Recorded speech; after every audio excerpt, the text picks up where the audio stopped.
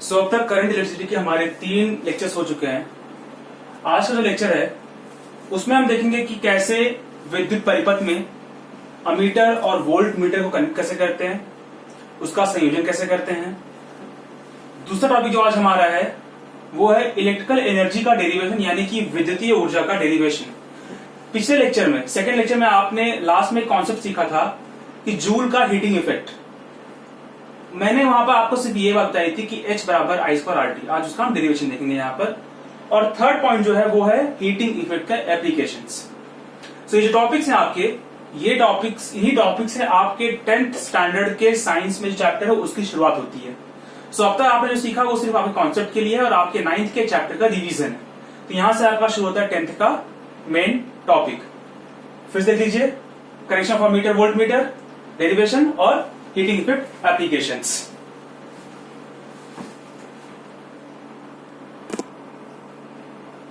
सो ammeter और volt meter, किसी भी विद्युत परिपथ में यदि आपको यह पता करना हो कि उसमें से कितनी करंट यानी कितनी विद्युत धारा प्रवाहित हो रही है, या आपको यह पता करना हो कि किसी भी दो बिंदुओं के बीच में कितना वोल्टेज यानी कितना विभवांतर है, तो उसके लिए हम अमीटर और वोल्ट मीटर का इस्तेमाल करते हैं।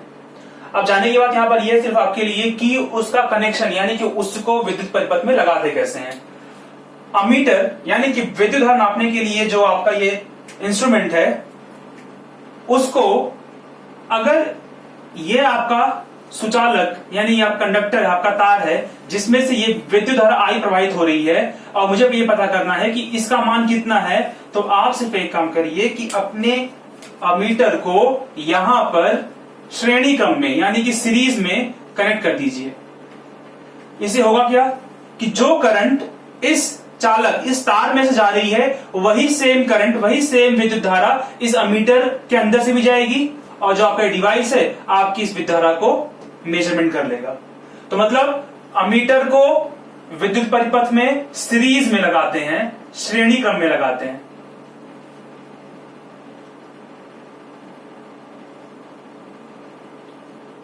अगर आपको पता करना हो किसी दो बिंदुओं के बीच का विद्युत विभवांतर कितना यानी कि वोल्टेज कितना है, तो हम यूज करते हैं किसका, वोल्ट मीटर का, और इसको हम लगाते हैं पैरेलल यानी कि समांतर में। कैसे? माना मुझे इन दो बिंदुओं के बीच का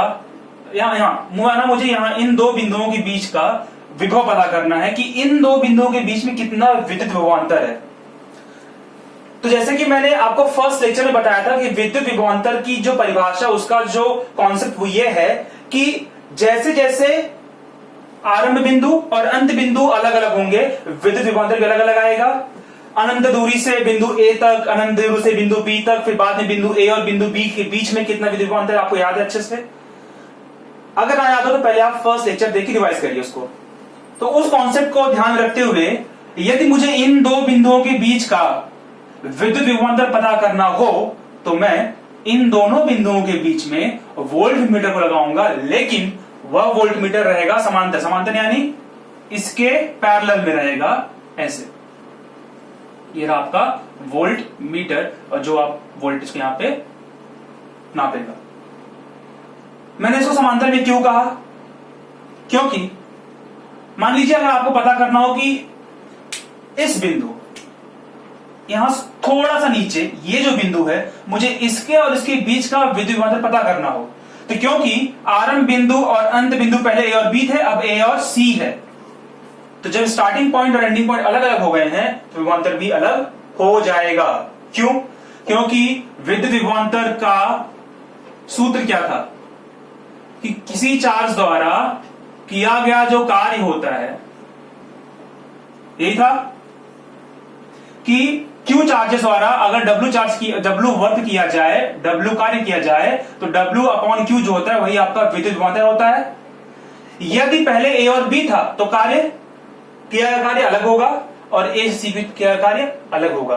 तो जब आरंभ बिंदु अंत बिंदु बदलते हैं तो किया गया कार्य बदलता है, जब किया गया कार्य बदलता है तो विद्युत विभवांतर बदलता है। इसीलिए हमें जब पता करना हो कितना वोल्टेज है तो हम वोल्ट मीटर को उस परिपथ के समांतर क्रम में लगाते हैं। आपको समझ में आया होगा। अब देखते हैं अगला कॉन्सेप्ट। तो अब देखते हैं हमारा अगला टॉपिक जो था डेरिवेशन ऑफ इलेक्ट्रिकल एनर्जी, विद्युत ऊर्जा का डेरिवेशन देखना है अभी।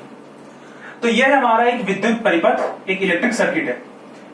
यहां पर हमने लगाया है विद्युत सेल, और इस विद्युत सेल को लगाने की वजह से इस विद्युत परिपथ में जो विद्युत धारा प्रवाहित हो रही है वो है I, यानी कि इलेक्ट्रिक करंट कितना है, I है। और कितना करंट इस विद्युत परिपथ में फ्लो हो रहा है, प्रवाहित हो रही है, उसको मेजरमेंट करने के लिए, उसको मापने के लिए हमने यहां पे क्या लगाया है, एक अमीटर। किसमें लगाया है उसको, श्रेणी क्रम में, सीरीज में। ये यहां पर आप क्या है, की है, कुंजी है, जो कि यूज करेंगे हम स्विच ऑन या ऑफ करने के लिए। अब यहां पर एक रेजिस्टेंस है, प्रतिरोध है, जिसकी वैल्यू कितनी है, R। इसमें से जब विद्युत धारा प्रवाहित होगी तो यहां पर कुछ विद्युत विभवांतर होगा इस बिंदु A और B के बीच में। तो विद्युत A और B के बीच में विद्युत विभवांतर कितना है वह पता करने के लिए हमने इसके समांतर यानी कि इसके पैरेलल में क्या लगाया, वोल्ट मीटर। माना A और B के बीच में जो विद्युत विभवांतर है वो कितना है, VAB। सारी चीजें क्लियर है। एक और चीज कि अज्यूम करते हैं कि यहां पर Q चार्ज, Q आवेश इस विद्युत परिपथ में प्रवाहित हो रहा है, फ्लो हो रहा है। तो Q आपका चार्ज है, और बाकी चीजें मैंने यहां पे आपको क्लियर कर दी है कि I क्या है, विद्युत परिपथ की विद्युत धारा है, K क्या है, कुंजी है, वोल्ट, VAB क्या है, यहां पे कितना वोल्टेज है। तो अब शुरू करते हैं आगे।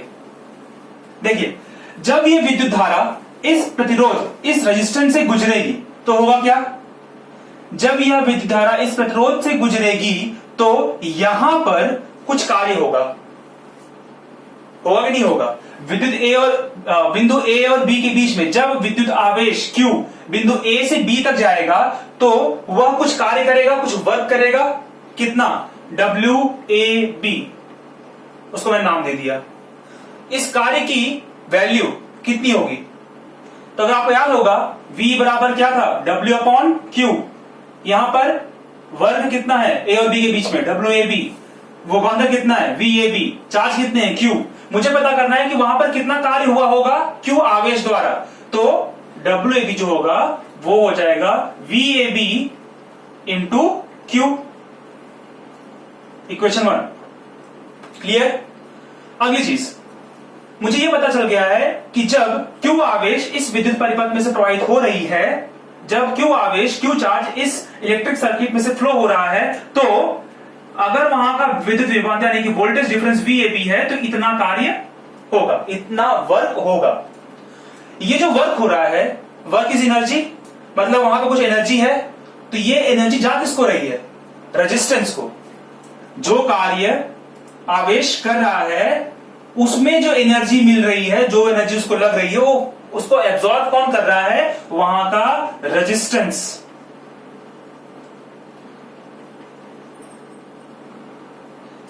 फिर से, क्योंकि ऊर्जा का न तो निर्माण होता है या ऊर्जा का विनाश होता है, तो विद्युत सेल ने अपनी ऊर्जा किसको दी, आवेश को। आवेश ने क्या किया, उस ऊर्जा का इस्तेमाल करके, उस एनर्जी का इस्तेमाल करके कुछ कार्य किया। कार्य कितना हुआ, वो VAB गुणे Q। वो जो कार्य हुआ है वह कार्य जो है किसको प्राप्त हुआ, रेजिस्टेंस को। और जब रेजिस्टेंस क्या करेगा, उस एनर्जी को हीट में कन्वर्ट करेगा, और यही है आपका हीटिंग इफेक्ट। ये क्या है आपका हीटिंग इफेक्ट। देखते हैं आगे कैसे। तो देखिए यहां पर अज्यूम करते हैं कि जो Q चार्ज है वो T टाइम के लिए फ्लो हो रहा है, बराबर। तो अगर Q चार्ज T टाइम के लिए फ्लो हो रहा है, मुझे यह पता करना हो कि पावर कितना होगा, तो कितना हो जाएगा पावर। पावर क्या होता है, इलेक्ट्रिक पावर क्या होता है, इलेक्ट्रिक पावर होता है work upon time, electric energy या इलेक्ट्रिक वर्क अपॉन टाइम। कितना इलेक्ट्रिक वर्क है, VAB into Q upon T। ये क्या है, Q अपॉन T क्या हो जाएगा, I।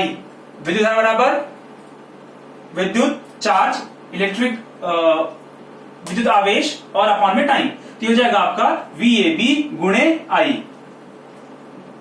So electric power P बराबर हो जाएगा V इंटू I, और ये चीज आप पहले भी डिराइव कर चुके हैं। इसी अगर और आगे बढ़ना हो, V is equal to IR, आप यहां पे रिप्लेस करेंगे ओम्स लॉ से, क्या हो जाएगा वो I स्क्वायर R। और इसी में आगे बढ़ेंगे। आप यहां पर आई को प्लेस कर दीजिए, आई बराबर v बटे आर, v अपॉन आर कितना हो जाएगा वो, तो v स्क्वायर अपॉन आर। ये हो गया इलेक्ट्रिक पावर के अलग अलग फॉर्म। अब अगर मुझे पता करना हो कि एनर्जी कितनी है, तो पावर जो होता है वर्क अपॉन टाइम, कार्य करी देर होती है शक्ति, मुझे पता करना है कि वर्क कितना हुआ है, तो वर्क क्या हो जाएगा, पावर इंटू टाइम बराबर पावर कितना है, यहां से कोई भी चीज ले लीजिए, V I square, V square upon कोई भी चीज, मैं ये लेता हूं I square R into T. अगर आपको याद होगा तो लास्ट लेक्चर आपने यही देखा था कि H बराबर I square upon I square R into T, यही था डेरिवेशन, यही था जो हमने सीधा सीधा फॉर्मूला यूज कर लिया था। और जो वर्क होता है वही क्या होती है, एनर्जी, तो H बराबर I square R T. Clear है, ये हो गया आपका डेरिवेशन किसका, इलेक्ट्रिकल एनर्जी का, विद्युत ऊर्जा का। अब देखते हैं सिर्फ कुछ और बातें, कुछ मेन पॉइंट्स। आपने अब देख लिया कि विद्युत शक्ति यानी कि पावर, उसका सूत्र क्या आया, V गुणे आई। V क्या है, वोल्टेज, आपको याद होगा V बराबर W अपॉन Q होता है। हम यहां पता कर रहे हैं कि विद्युत शक्ति की इकाई क्या होगी, तो V बराबर होता है W अपॉन Q, मतलब W की इकाई होती है जूल, Q की इकाई होती है कूलम, I क्या होता है विद्युत धारा बराबर Q अपॉन T होता है, Q की इकाई क्या होती है विद्युत कूलम, और T की इकाई क्या होती है सेकंड। तो यहां पर इसको बस मैंने लिख दिया है कि V की जगह आ जाएगा जूल पर कूलम, I हो जाएगा coulomb per second, coulomb coulomb cancel हो जाएगा, तो यहां पे क्या जाएगा जूल अपॉन सेकेंड। तो अगर आपको यह पता हो तो जूल बटे सेकेंड क्या होता है, वॉट। तो यानी कि विद्युत शक्ति इकाई क्या आ गई, वॉट। ये तो नॉर्मल शक्ति की भी होती है, ठीक है, आगे बढ़ते हैं। लेकिन विद्युत शक्ति, एक वॉट बहुत ही छोटी इकाई हो गई है विद्युत शक्ति को नापने के लिए, इसलिए हम उसको एक वॉट के बजाय 1 किलोवाट में नापते हैं। 1 किलो मतलब 1000 वॉट बराबर। तो यदि आप 1 किलोवाट एनर्जी, 1 किलोवाट शक्ति को, इलेक्ट्रिकल पावर को 1 घंटे के लिए इस्तेमाल करें, तो कितनी इलेक्ट्रिकल एनर्जी आप यूज कर रहे हैं, कितना, 1 किलोवाट पावर आप कितने टाइम के लिए, 1 घंटे के लिए इस्तेमाल कर रहे हैं। तो पावर क्या होता है, वर्क अपॉन टाइम, वर्क मतलब एनर्जी, तो एनर्जी अपॉन टाइम, तो एनर्जी क्या हो जाएगी, पावर शक्ति गुणे समय। मुझे शक्ति पता है कितनी है, 1 किलोवाट, टाइम पता है 1 आवर, तो 1 किलोवाट मतलब 1000 वॉट, 1 घंटे मतलब 3600 सेकेंड बराबर। तो किलोवाट, वॉट क्या हो जाएगा, जूल बटे समय, अभी देखा पीछे आपने, आवर को मैंने समय में, सेकंड में कन्वर्ट कर दिया, तो यहां भी हो जाएगा सेकंड, सेकंड सेकंड का आंसर बचा जूल, तो यहां पर मैंने सिर्फ जूल लिखा इसीलिए। क्लियर है, तो 1 किलोवाट आवर बराबर कितना, 3.6 इंटू 10⁶ जूल। तो ये आपको पता होना चाहिए, याद होना चाहिए। तो आपके घर में जो लाइट बिल आता है, अगर आप उसको कभी देखें तो उसमें लिखा होता है कि कितनी एनर्जी आपने यूज की, कितने यूनिट एनर्जी यूज की है। वहां पे पावर का जिक्र नहीं होता, वहां पे जिक्र होता है यूनिट एनर्जी का। तो 1 यूनिट एनर्जी जो होती है वो 1 किलोवाट आवर। मतलब यदि आपने 20 यूनिट की एनर्जी यूज की है तो आपने 20 किलोवाट आवर की एनर्जी यूज की है, मतलब 3.6 इंटू 10⁶ गुणे 20। क्लियर है, तो यह आपका कॉन्सेप्ट, विद्युत शक्ति 1 किलोवाट, 1 किलोवाट आवर जिसको हम बोलते हैं 1 unit of energy for electrical. तो और 1 यूनिट मतलब 1 किलोवाट आवर की एनर्जी हो रही है यहां पर। कुछ क्वेश्चन आपको आते हैं कभी कभी एग्जाम में कि यदि 1 यूनिट, क्वेश्चन फॉर एग्जांपल ले रहा हूं मैं, अगर क्वेश्चन यह है कि अगर 1 यूनिट एनर्जी यूज करने के लिए आपको 4 रुपए देने पड़ रहे हो, और आपने जो पावर यूज किया हुआ है, पावर अगर आप 30 वैट पावर यूज कर रहे हैं, और रोज आप इतना पावर 8 घंटे के लिए यूज कर रहे हैं, ये आपने 1 महीने यानी 30 दिन तक किया हुआ है, तो 30 दिन बाद आपको कितने रुपए देने पड़ेंगे, तो 30 वॉट रोज 8 घंटे, तो मतलब एक महीने में कितने जाएंगे 240 घंटे 224 आवर्स। इसको कन्वर्ट कर लीजिए सेकंड में, तो ये सेकंड में कन्वर्ट करके आप 30 से मल्टीप्लाई कर लीजिए, आपको जो आंसर मिलेगा उसको आप 1 किलोवाट आवर में कन्वर्ट करिए, और 1 किलोवाट कन्वर्ट करेंगे तो आपको पता चल जाएगा कितने यूनिट एनर्जी आपने पूरे महीने में इस्तेमाल करी है। और आपको पता है कि 1 यूनिट के 4 रुपए, तो आप वहां से निकाल लेंगे कि आपको कितने रुपए पे करने पड़ेंगे। सो इसी साथ हम लेक्चर यहीं पे खत्म करते हैं। इसकी जो हीटिंग एप्लीकेशन है वो हम देखेंगे अपने अगले लेक्चर में।